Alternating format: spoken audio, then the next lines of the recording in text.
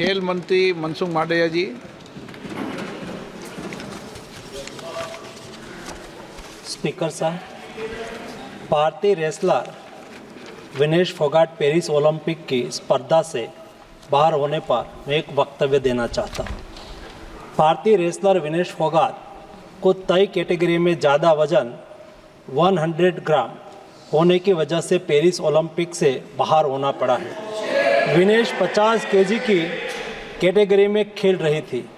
स्पर्धा के लिए विनेश का वजन 50 किलोग्राम होना अनिवार्य था।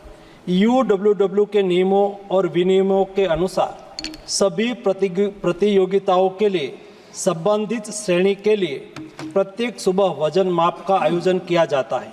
अनुच्छेद 11 के अनुसार यदि कोई एथलीट वजन माप प्रथम अथवा द्वितीय में भाग नहीं लेता है अथवा असफल हो जाता है तो उसे प्रतियोगिता से बाहर कर दिया जाता है और बिना किसी रैंक के अंतिम स्थान पर रखा जाता है। 7 अगस्त 2024 को 50 किलोग्राम महिला कुश्ती के लिए वजन का निर्धारण 7:15 और 7:30 पेरिस समय के अनुसार रेपोचेज और फाइनल में भाग लेने वाले पहलवानों के लिए किया गया था। विनेश का वजन 50 किलो 100 ग्राम पाया गया, इसलिए वे स्पर्धा के लिए अयोग्य घोषित की गई। इस मामले को लेकर भारतीय ओलंपिक संघ ने अंतर्राष्ट्रीय कुश्ती संघ से कड़ा विरोध भी दर्ज किया है। नेशनल भारतीय ओलंपिक संघ की अध्यक्षा PT उषा भी अभी पेरिस में है। प्रधानमंत्री जी ने स्वयं उसके साथ बातचीत करके उचित कार्यवाही करने के लिए, उचित एक्शन लेने के लिए भी उसको कहा गया है। विनेश मंगलवार 6 अगस्त को 3 मुकाबले जीतकर 50 केजी रेसलिंग ओलंपिक में फाइनल में पहुंचने वाली पहली भारतीय महिला रेसलर बनी थी। सेमीफाइनल में उन्होंने क्यूबा की पहलवान गुजमान लोपेजी को, क्वार्टर फाइनल में यूक्रेन की ओक्साना लिवाच और प्री क्वार्टर फाइनल में वर्ल्ड चैंपियन जापान की यूई सुसाकी को 3-2 से मात दी थी। उन्हें बुधवार 7 अगस्त की रात करीब 10 बजे गोल्ड मेडल के अमेरिकी रेसलर सारा एन हिल्डरब्रांड से मुकाबला करना था। जहां तक उनकी तैयारी हेतु सहायता का प्रश्न है, भारत सरकार ने विनेश फोगाट की उनकी आवश्यकता के अनुसार हर संभव सहायता प्रदान की है। उनके लिए पर्सनल स्टाफ भी नियुक्त किए गए हैं जो अपने क्षेत्र के विशेषज्ञ हैं।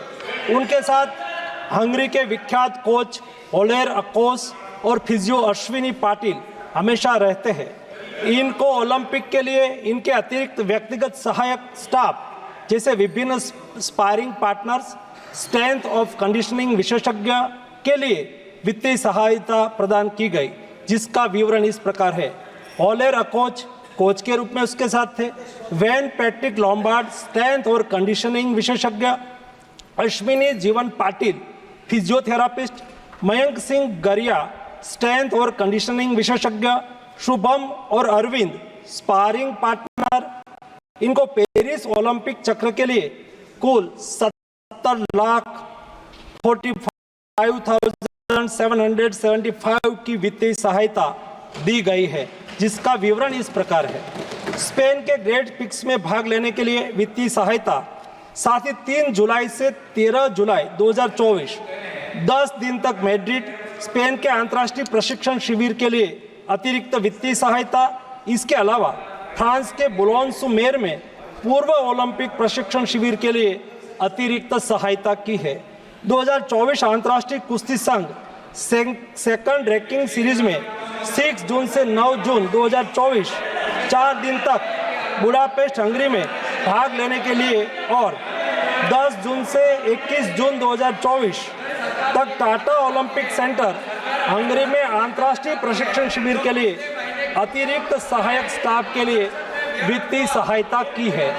स्ट्रेंथ और air conditioning coach mister Wayne Patrick Lombard के लिए टाटा ओलंपिक सेंटर हंगरी में 10 जून से 21 जून 2024 11 दिन तक अंतर्राष्ट्रीय प्रशिक्षण शिविर में भाग लेने के लिए भी वित्तीय सहायता की है। 13 जुलाई 2023 से 16 जुलाई 2023 4 दिन तक बुडापेस्ट हंगरी में 4th रैंकिंग सीरीज में भाग लेना और 10 से 16 जुलाई 2023 16 दिन तक बुडापेस्ट हंगरी में प्रशिक्षण शिविर हेतु इसको वित्तीय सहायता की है। वेलमेकेन बुल्गारिया में 10/11/2022 से 3/12/2022 तक प्रशिक्षण के लिए वित्तीय सहायता दी है। उनके रिहाई प्रक्रिया के लिए आवश्यक उपकरण खरीदने के लिए भी वित्तीय सहायता की गई है। 2020 टोक्यो ओलंपिक चक्र में 1,13,98,224 रुपये का आर्थिक सहयोग उसको किया गया था।